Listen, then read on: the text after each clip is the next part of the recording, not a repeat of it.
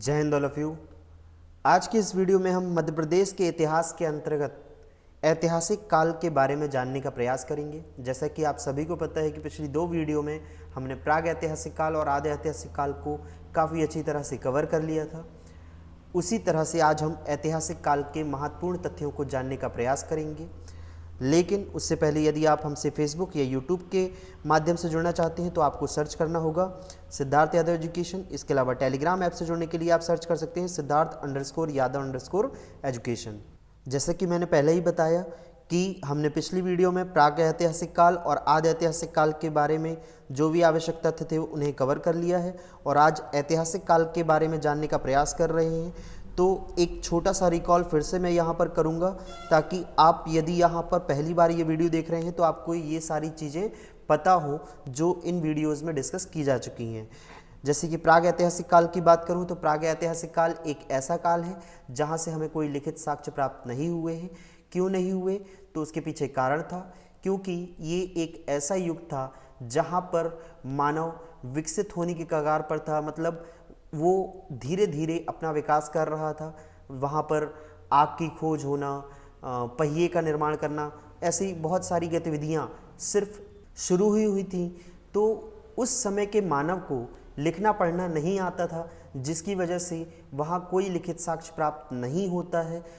लेकिन जो दृश्य वह देखता था उसे चित्रों के माध्यम से दीवारों में उतारने का प्रयास करता था और यही सारी चित्रकारी हमें उन गुफाओं से प्राप्त हुई है जहाँ पर उस समय का मानव निवास करता था। तो प्राग ऐतिहासिक काल के अंतर्गत हम कुछ इस तरह के तथ्यों को डिस्कस कर चुके हैं। इसके अलावा हम बात करें आदि ऐतिहासिक काल की, तो आदि ऐतिहासिक काल के अंतर्गत जैसा कि मैंने आपको बताया था सिंधु घाटी सभ्यता, जिसे हम हड़प्पा सभ्यता के नाम से भी जानते हैं, और इसके साथ ही वैदिक संस्कृति के बारे में डिस्कशन किया जाता है। लेकिन जो सिंधु घाटी सभ्यता थी यानी कि हड़प्पा सभ्यता थी, उसके कोई भी साक्ष्य मध्य प्रदेश में प्राप्त नहीं हुए हैं। तो आदि ऐतिहासिक काल के अंतर्गत मध्य प्रदेश के इतिहास में हमने सिंधु घाटी सभ्यता को कवर नहीं किया क्योंकि कोई भी साक्ष्य उसके यहाँ प्राप्त नहीं हुए हैं। वही बात करूँ वैदिक काल की, तो वैदिक काल के जो उससे जुड़े हुए काफ़ी महत्वपूर्ण तथ्य थे उनको वहाँ पर मैंने डिस्कस किया हुआ है। आप एक बार जाकर उन वीडियोज़ को देख सकते हैं। आज की इस वीडियो में हम ऐतिहासिक काल के बारे में जानने का प्रयास करेंगे। अब यहाँ पर मैं ऐतिहासिक काल का सिर्फ एक इंट्रोडक्शन दूंगा, क्योंकि ऐतिहासिक काल कोई एक छोटा सा पार्ट नहीं है। ये एक ऐसा काल है जहाँ प्राचीन इतिहास, मध्यकालीन इतिहास और आधुनिक इतिहास, इन सभी के तथ्यों का समावेश प्राप्त होता है। तो ऐतिहासिक काल को हम सिर्फ आज समझने का प्रयास करेंगे कि ऐतिहासिक काल के अंतर्गत हमें कौन कौन से आवश्यक टॉपिक हैं उन्हें कवर करना है और किस तरह से वो मध्य प्रदेश से जुड़े होंगे उन्हें भी हम आज समझने का प्रयास करेंगे। तो सबसे पहले तो यहाँ पर देखिए ऐतिहासिक काल, जो कि यहाँ प्राचीन इतिहास, मध्यकालीन इतिहास और आधुनिक इतिहास में बटा हुआ है। जी हाँ, ऐतिहासिक काल को 3 कालों में बांटा जाता है, एक प्राचीन इतिहास, मध्यकालीन इतिहास और आधुनिक इतिहास। प्राचीन इतिहास, अब यहाँ पर आपके मन में एक कन्फ्यूजन होगा कि ऑलरेडी हमने जो प्राग ऐतिहासिक काल और आदि ऐतिहासिक काल पढ़ा है वो भी तो एक प्राचीन इतिहास है। जी हाँ, बिल्कुल वो प्राचीन इतिहास है। लेकिन यदि मैं बात करूँ प्राग ऐतिहासिक काल और आदि ऐतिहासिक काल के प्राचीन इतिहास के बारे में, तो आपको पहले ही पता है कि प्राग ऐतिहासिक काल का प्राचीन इतिहास कुछ इस तरह था कि कोई लिखित साक्ष्य प्राप्त ही नहीं हुए हैं। और वहीं मैं बात करूं आदि ऐतिहासिक काल के प्राचीन इतिहास के बारे में, तो आदि ऐतिहासिक काल से जो साक्ष्य प्राप्त हुए हैं, लिखित साक्ष्य प्राप्त हुए हैं, उनमें जो लिपि है वो आज तक नहीं पढ़ी जा चुकी है।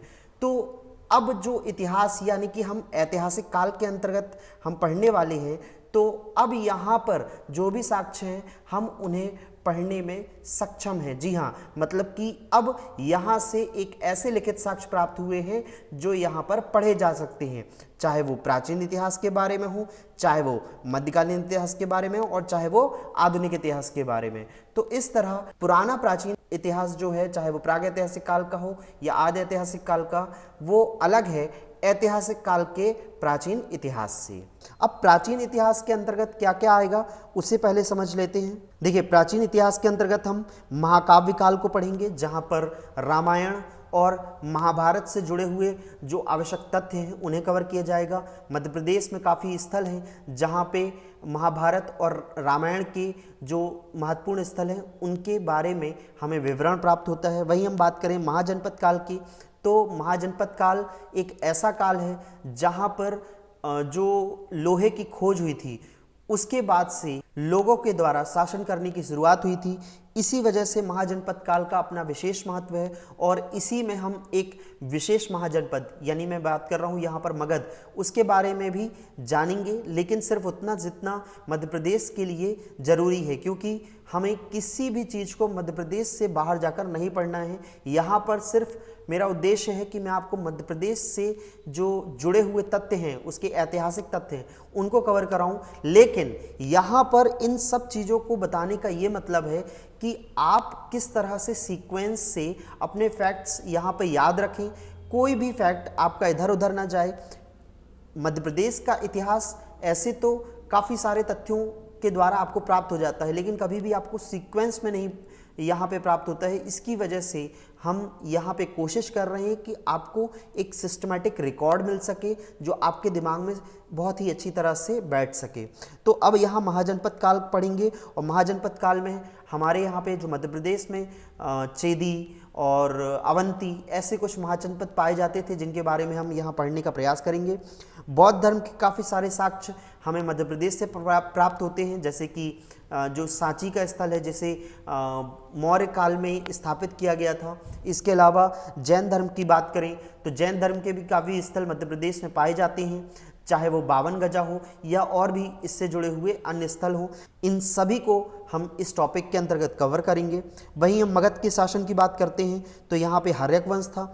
हर्यक वंश में जो बिंबिसार था, अजातशत्रु था और भी इससे जुड़े हुए जो अन्य राजा थे, यदि उनका कोई संबंध था मध्य प्रदेश से तो किस तरह से था उसको समझने का प्रयास करेंगे। इसी तरह से शिशुनाग वंश, नंद वंश, मौर्य वंश। मौर्य वंश का तो एक प्रसिद्ध शासक ही मध्य प्रदेश से जुड़ा हुआ है जो कि अशोक है। इसके अलावा शुंग वंश, कर्ण वंश, शातवाहन वंश, गुप्त वंश। गुप्त वंश में आपको एक बहुत ही प्रसिद्ध व्यक्ति का नाम याद होगा, चंद्रगुप्त विक्रमादित्य, वो भी मध्य प्रदेश के इतिहास से जुड़ा हुआ है।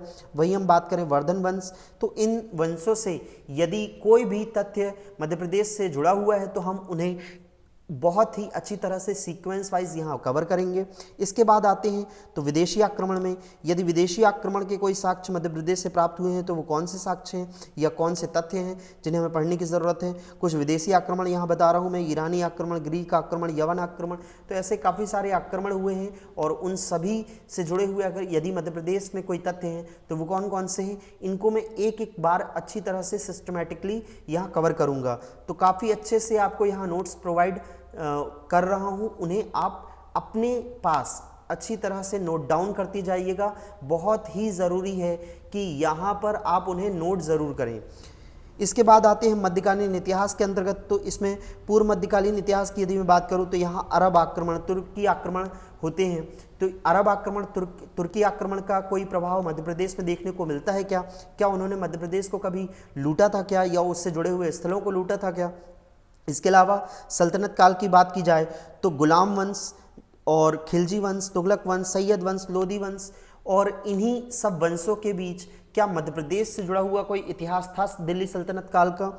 इसके अलावा मैं बात करूं मुगल काल की, तो मुगल काल से भी जुड़े हुए काफ़ी सारे फैक्ट यहाँ कवर करूँगा मैं।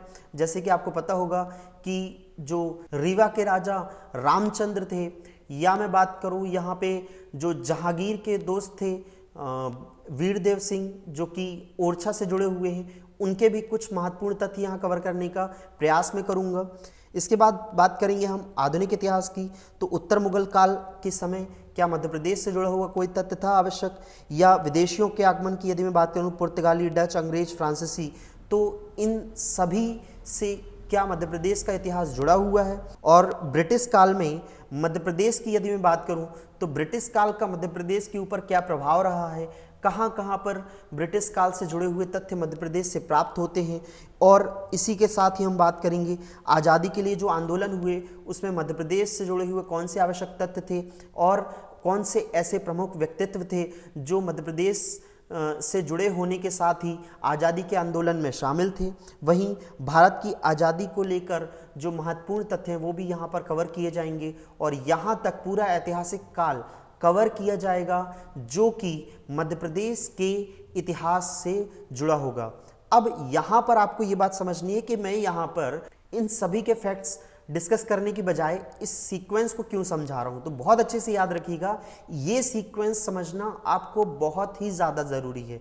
यदि आप इस सीक्वेंस को नहीं समझेंगे तो आपको समझ में नहीं आएगा कि किस तरह से हमें मध्य प्रदेश के इतिहास को पढ़ना है।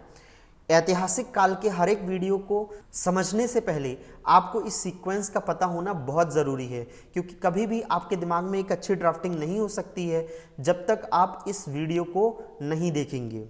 तो एक बार फिर से समझ लीजिए कि हम यहाँ मध्य प्रदेश के इतिहास को पढ़ेंगे, लेकिन इसी सीक्वेंस में, जैसे कि प्राचीन इतिहास के अंतर्गत हम पहले महाकाव्य काल, फिर महाजनपद काल, फिर बौद्ध धर्म, जैन धर्म, मगध पर जो शासन हुआ था तो उनके शासकों का मध्य प्रदेश के शासकों से क्या रिश्ता था, विदेशी आक्रमण का क्या प्रभाव था। इसी तरह मध्यकालीन इतिहास के अंतर्गत जो पूर्व मध्यकालीन इतिहास में अरब आक्रमण और तुर्की आक्रमण हुए हैं तो उसका मध्य प्रदेश पे क्या प्रभाव रहा है। सल्तनत काल और मुगल काल के जो शासक थे, क्या उनसे जुड़े हुए कुछ आवश्यक तथ्य हैं जो मध्य प्रदेश के इतिहास से जुड़े हुए हैं। इसके अलावा जो सल्तनत काल और मुगल काल के शासक थे उनका मध्य प्रदेश के शासकों से कोई रिश्ता था या कोई भी युद्ध या संधि हुई थी जिसके बारे में हमें जानना ज़रूरी है। इसके अलावा हम बात करें उत्तर मुगल काल और विदेशियों का जो आगमन हुआ, जैसे कि पुर्तगाली, डच, अंग्रेज, फ्रांसीसी, और उसी के बाद जो ब्रिटिश काल आरंभ हुआ और आज़ादी के लिए जो आंदोलन हुए और भारत की जो आज़ादी प्राप्त हुई, तो इससे जुड़े हुए जो भी मध्य प्रदेश के प्रमुख तथ्य हैं वो इस ऐतिहासिक काल की हर एक इंडिविजुअल वीडियो में कवर किया जाएगा। तो यहाँ पर होपफुली आप ये बात समझ चुके होंगे कि किस तरह से हमें इसे सीक्वेंस में कवर करना है। अब मैं यहाँ पर एक और प्रमुख बात करना चाहूँगा कि पहले हमने आदि ऐतिहासिक काल तक देखा कि एक ग्रामीण व्यवस्था भारत में स्थापित थी, जहाँ पर लोग अच्छी तरह से निवास किया करते थे और अपने जो भी इष्ट देवता थे उनकी पूजा अर्चना किया करते थे और एक शांतिपूर्ण जीवन व्यतीत किया करते थे। फिर ऐसा क्या कारण हुआ कि यहाँ पर जो शासन करने की शुरुआत हो गई, एक दूसरे के राज्य को जीतने की होड़ मच गई, ये सारी चीज़ें क्यों यहाँ प्रारंभ हुई उसे भी थोड़ा समझ लीजिए, जिसके बाद काफ़ी अच्छे तरह से आप आगे की वीडियो से कनेक्ट कर पाएंगे। देखिए यहाँ पे मैंने जैसे आपको आदि ऐतिहासिक काल बताया था, तो आदि ऐतिहासिक काल के अंतर्गत हड़प्पा सभ्यता को हमने डिस्कस नहीं किया था क्योंकि मध्य प्रदेश में कोई भी साक्ष्य प्राप्त नहीं हुए हैं। लेकिन वैदिक सभ्यता और आर्य सभ्यता की यदि मैं बात करूँ तो ऋग्वैदिक काल तक तो जो आर्य सभ्यता थी वो उत्तर भारत तक थी, लेकिन उत्तर वैदिक काल में वह मध्य प्रदेश के विंध्याचल पर्वत को पार करके मध्य प्रदेश में आ चुकी थी। तो इसी तरह यदि मैं बात करूं तो उत्तर वैदिक काल के समय ही यहाँ लोहे की भी खोज हुई थी। जी हाँ, इसी उत्तर वैदिक काल के समय यहाँ लोहे की खोज हुई थी और जबकि यहाँ पर लोहे की खोज हो चुकी है तो अब लोहे के काफ़ी ज़्यादा यहाँ पे प्रभाव देखने को मिलेंगे। देखिए लोहे की वजह से यहाँ औजार बनने लगे थे, जिसकी वजह से जंगलों को काटकर यहाँ पर अब कृषि योग्य भूमि का निर्माण किया जाने लगा था। इसके अलावा जो लोहे के औजार थे उनमें हथियार भी बनाना चालू कर दिया गया था। लोहे के जो हथियार थे उससे यहाँ पर एक राज्य के द्वारा दूसरे राज्य पर अधिकार करने की प्रक्रिया चालू हो चुकी थी। इसके साथ ही लोहे के जो कवच थे, लोहे के बड़े बड़े भाले, लोहे के जो सिर के हेलमेट थे उन्हें भी बनाने की शुरुआत यहाँ पर हो चुकी थी। तो यहाँ पर आपको ये समझना होगा कि युद्ध के लिए भी लोहे का उपयोग किया जाने लगा, कृषि के लिए भी यहाँ लोहे का उपयोग किया जाने लगा। तो आर्थिक तौर पर भी यहाँ पे प्रगति हुई और युद्ध के द्वारा यदि मैं बात करूँ तो राजनीतिक तौर पर भी यहाँ पर हमें विकास देखने को मिलता है। तो कहीं ना कहीं ये जो लोहे के कारण यहाँ पर वृद्धि एवं विकास देखने को हमें मिला, यही एक कारण था कि यहाँ पर एक शासन व्यवस्था ने जन्म ले लिया था। और इसके बाद से ही एक और चीज़ यहाँ पर देखने को मिली कि उत्तर वैदिक काल में जो सामाजिक व्यवस्था में एक असंतुलन पैदा हुआ था, उसके बाद भी यहाँ पर ये स्थिति उत्पन्न हुई थी। देखिए हम यदि बात करें ऋग्वैदिक काल की, तो ऋग्वैदिक काल के समय तक यहाँ होता क्या था कि जो भी वर्ण व्यवस्था थी वो कर्म आधारित थी। मतलब कि जो भी व्यक्ति ब्राह्मण बनना चाहे वो ब्राह्मण बन सकता था, क्षत्रिय बनना चाहे क्षत्रिय बन सकता था, वैश्य बनना चाहे वैश्य बन सकता था, और शूद्र बनना चाहे तो शूद्र बन सकता था।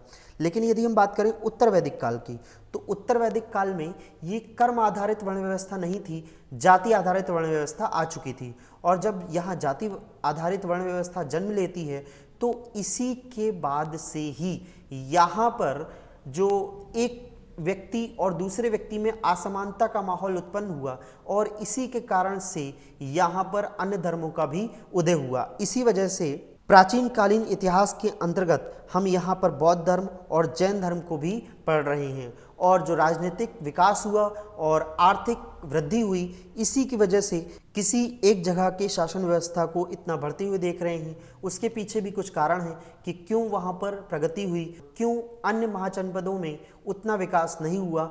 इसके कारणों का भी हम यहाँ पर डिस्कशन करेंगे आगे की वीडियोज़ में। तब तक आप यहाँ पर कनेक्ट रहिए कि जो भी यहाँ पर आवश्यक तथ्य आपको बताए जा रहे हैं आप उन्हें नोट डाउन करते चलें और उन्हें अच्छी तरह से याद रखें।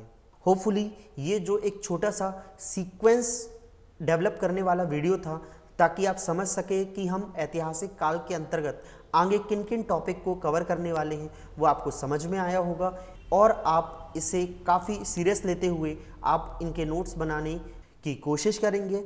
तो इसी के साथ मैं आज के इस वीडियो को यहीं समाप्त करता हूँ। मिलते हैं अगली वीडियो में, तब तक के लिए जय हिंद, जय भारत।